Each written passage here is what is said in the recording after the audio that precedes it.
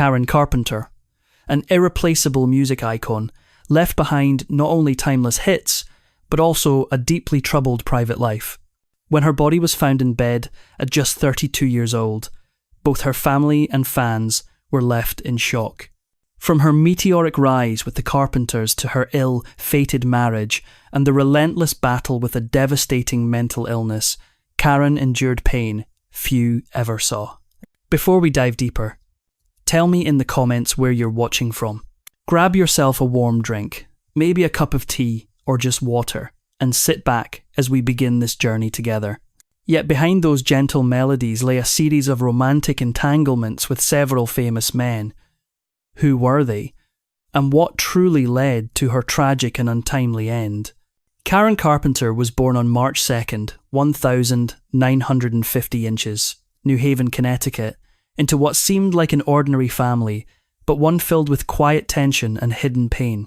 Her father worked in printing, the son of missionaries who had lived in China, carrying with him the discipline and rigidity of an older generation. Her mother, Agnes Carpenter, was a typical housewife, proud, controlling, and particularly biased toward the child she considered the family's true prodigy, Richard Carpenter. From a young age, Karen learned what it meant to live in her brother's shadow, the great hope of the family, as her mother often called him. In their New Haven neighbourhood, the two siblings would play outside with local kids, laughter mixing with the sharp smack of baseballs hitting gloves. Ironically, in those games, where strength and speed defined one's worth, little Karen was often picked before her brother. Despite being smaller and a girl, she amazed everyone with her quick reflexes and fearless spirit.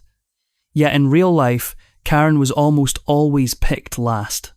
Agnes made no effort to hide her favouritism. She cared about Richard's every note, every achievement, while Karen was only praised for being obedient or for helping her brother. In fact, the family eventually moved to Los Angeles solely to support Richard's musical career, not Karen's. As a teenager, Karen longed for her mother to recognise her own musical gift, but that day never came. Her path to music arrived from an unexpected place: school. A classmate named Frankie Chavez, the drummer for the school band, sparked her curiosity. Karen was drawn to the wild yet precise rhythm of the drums, a sound that felt both chaotic and orderly. She began borrowing Frankie's drum set to practice. And within just a few tries, she stunned him with her natural sense of rhythm. Ringo Starr, the legendary drummer of the Beatles, became Karen Carpenter's ultimate idol. She dreamed of one day playing the drums like him, even owning the exact same Ludwig drum kit he used. But that set cost $300 at the time, a hefty price for the Carpenter family, equivalent to more than $1,500 today. Karen begged her parents endlessly, using every bit of charm and persuasion she had until something miraculous happened. They said yes. The day Karen wrapped her arms around her first Ludwig drum kit, it felt like she was touching her dream. From that moment on, her afternoons were filled with the echoing beat of drums from the family garage, where a thin girl with neatly tied brown hair would lose herself in rhythm. She soon formed an all-girl band called 2+2, determined to prove that women could be drummers too, something almost unheard of at the time. But that first dream didn't last. When Karen suggested inviting her brother Richard to join, the other members fiercely objected, accusing her of betraying the all-female spirit of the band. The group disbanded soon after. That early failure, however, didn't stop her. Karen, Richard, and a tuba player went on to form the Dick Carpenter Trio. Yet, Karen kept one secret to herself. Although she possessed a mesmerising 3-octave voice capable of stunning any listener, she stayed hidden behind her drums, letting guest performers take the mic. The trio played in nightclubs, and even appeared on the talent show, the All-American College Show. At just 16, Karen's voice caught the attention of producer Joe Osborne, who stopped in his tracks to listen. He invited her to record Looking for Love, a song written by her talented brother, Richard. The single didn't make any waves. It failed to chart anywhere in the US. But fate had a strange twist in store.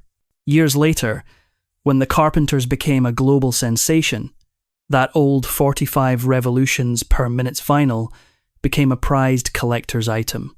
Only about 500 copies are believed to exist today, each valued at around $2,000. At the time though, Karen still saw herself as just a drum girl, often laughing at the idea that her voice could ever be special. She and Richard continued their musical pursuit with a new group, Spectrum, which landed a gig at Disneyland, performing smooth jazz for families and children. The 1960 were a strange era. The youth were torn between the hippie counterculture and their nostalgic love for Mickey Mouse. Amidst the crowd, someone shouted, "Play Light My Fire," the hit song by The Doors. Wanting to please the audience, Spectrum obliged. Unaware it would be a disastrous decision, word of the off-brand performance quickly reached Victor Gruber, the head of Disneyland's entertainment division. Furious, he stormed over and was horrified to see Karen and her band playing psychedelic rock in the middle of a family park. Within minutes, a verdict was made. They were banned from the Magic Kingdom for life. Karen walked away from Disneyland heartbroken. Yet, as fate would have it, when one door closed, another, far greater, was about to open. 3 years later, in 1969, the real opportunity finally came. Records signed a contract with the Carpenter siblings, marking a new chapter in their career. Their debut album, Ticket to Ride, was released, named after the famous Beatles song they covered. Karen, a devoted fan of the legendary band, worried whether her idols would approve of their soft and feminine version. To her astonishment, Paul McCartney, the man she admired most, listened to the track and exclaimed, "She has the best female voice in the world." That praise deeply moved Karen, but fame never comes without a price. Karen, standing only 5'4", looked tiny behind the massive drum set she loved to play. On stage, the audience saw the drumsticks flying, but she was almost invisible. Richard, who handled the songwriting and arrangements, lacked the charisma to capture the crowd. They realised that to truly win over the public, Karen had to step forward to become the face and the voice of the Carpenters. It wasn't an easy decision. Karen loved drumming. It was her refuge, a place where she could hide from the public eye. Yet, she eventually agreed to hire another drummer, Cubby O'Brien, a former Disney musiketeer. From then on, Karen became the soul of the Carpenters, while her beloved drums were slowly pushed to the back of the stage. By 1973, the group's albums carried a distinct signature. Karen's sweet, velvety voice dominated, while the sound of drums, once her essence, became only faintly present. But as we'll later see, being the centre of attention came at a heavy cost. During an interview in Japan, while the Carpenters were at the height of their fame, a journalist struggled to pronounce the group's name and accidentally said lead sister instead of the Carpenters. The nickname stuck. Japanese fans loved it so much that they printed it on t-shirts. And Karen, with her shy but charming smile, proudly wore one labelled Lead Sister during many performances. Not long after, the song We've Only Just Begun became a phenomenon.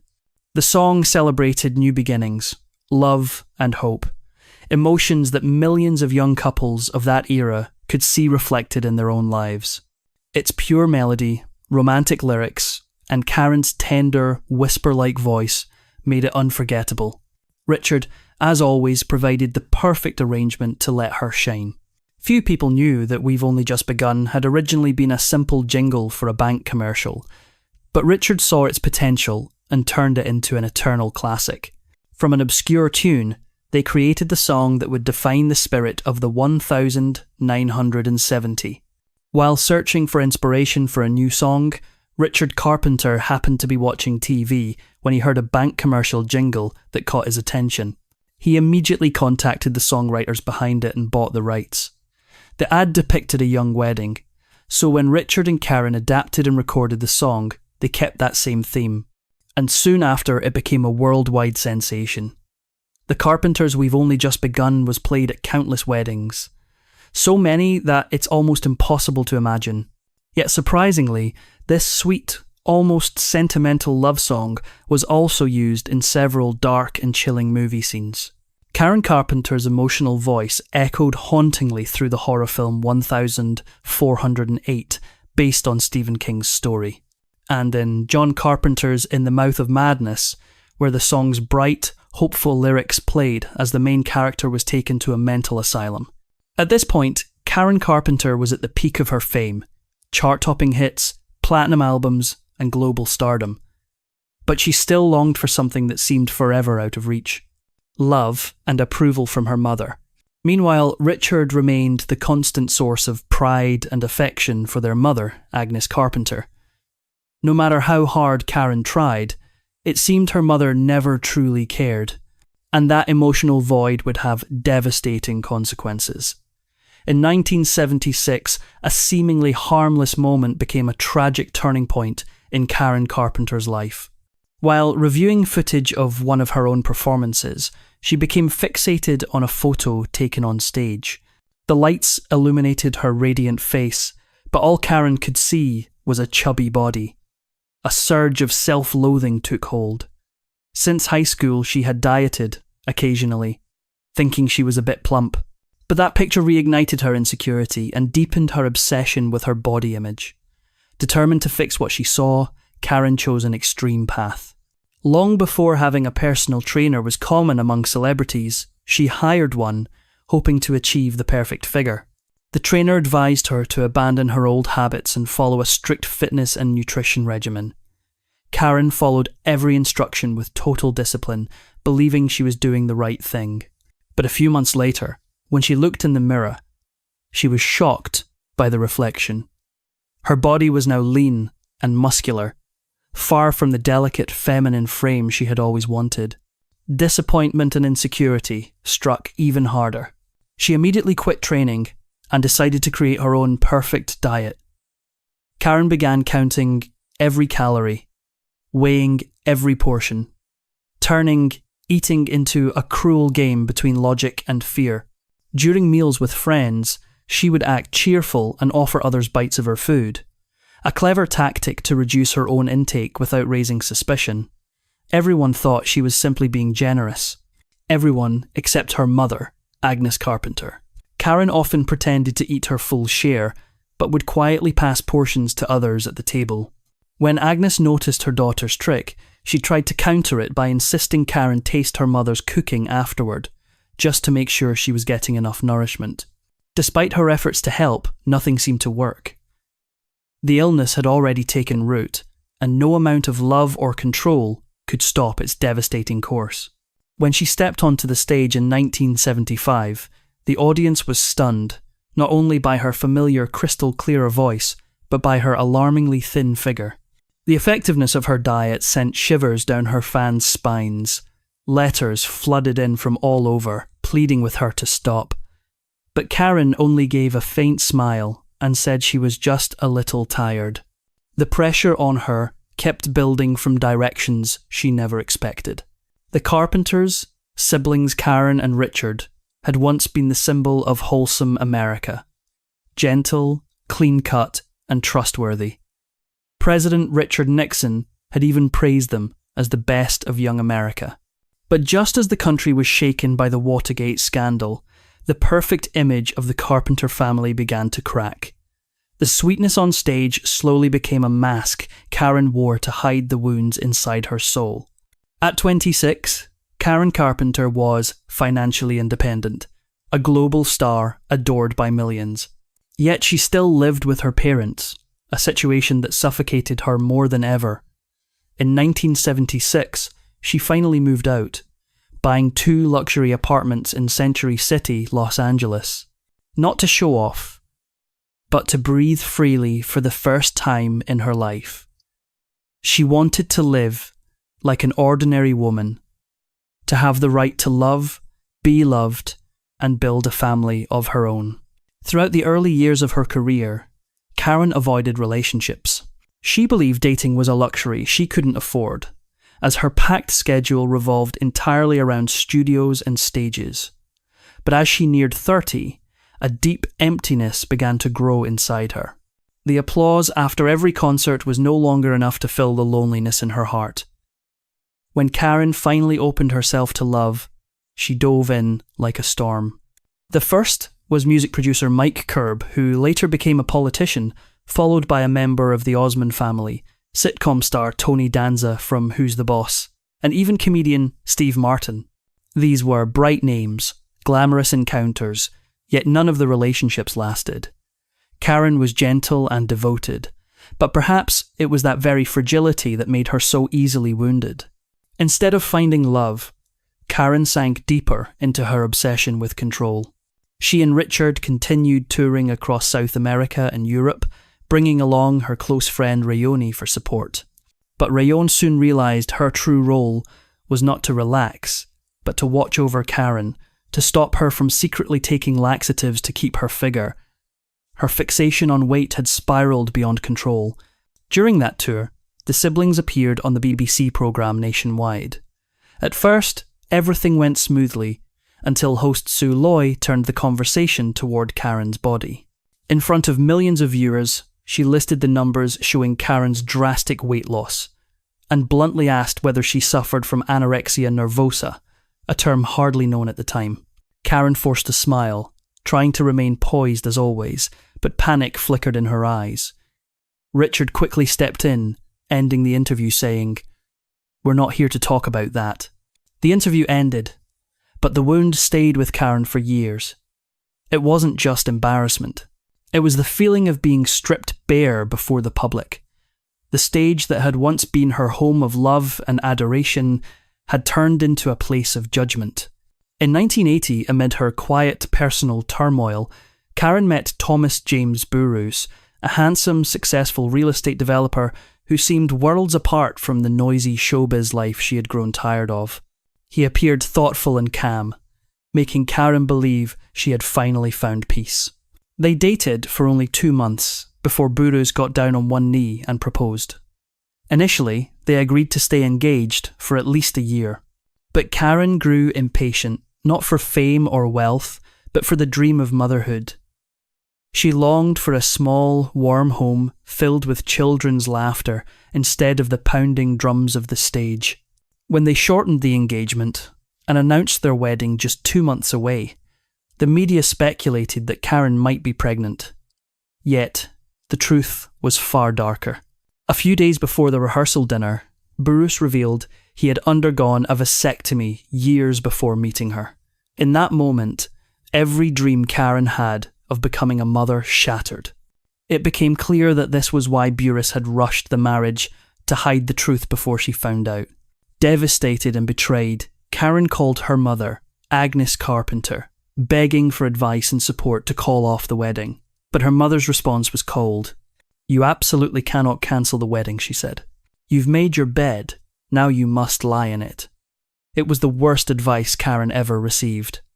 The wedding went ahead as planned, but the marriage soon turned into a nightmare. Burrows cared only about money, demanding cars, houses, and luxuries he couldn't afford. Karen gave him everything emotionally and financially, even handing him tens of thousands of dollars, sometimes up to $50,000, just for spending money. Her bank account dwindled, but worse, her spirit was crushed. Burrows was cruel, arrogant, and verbally abusive, leaving Karen trapped in fear and loneliness. All she ever wanted was to be a mother. When she learned that a vasectomy could be reversed through surgery, Karen pleaded with him to try, hoping a child might save their collapsing marriage. But Burr's response was vicious. "I'll never have children with you. You're nothing but a bag of bones." Those words shattered what little self-worth she had left. After the failed marriage and exhausting tours, Karen finally sought help. In 1982, she met psychotherapist Stephen Levinvin, who claimed to specialise in treating eating disorders. He thought he had seen severe cases until Karen's confessions stunned him. She admitted taking 80 to 90 laxative pills each night. Even more shocking, she was using thyroid medication to speed up her metabolism despite having no thyroid issues. Levinvin immediately confiscated the pills and urged her to stop. But Karen was already trapped in a destructive cycle of dependency.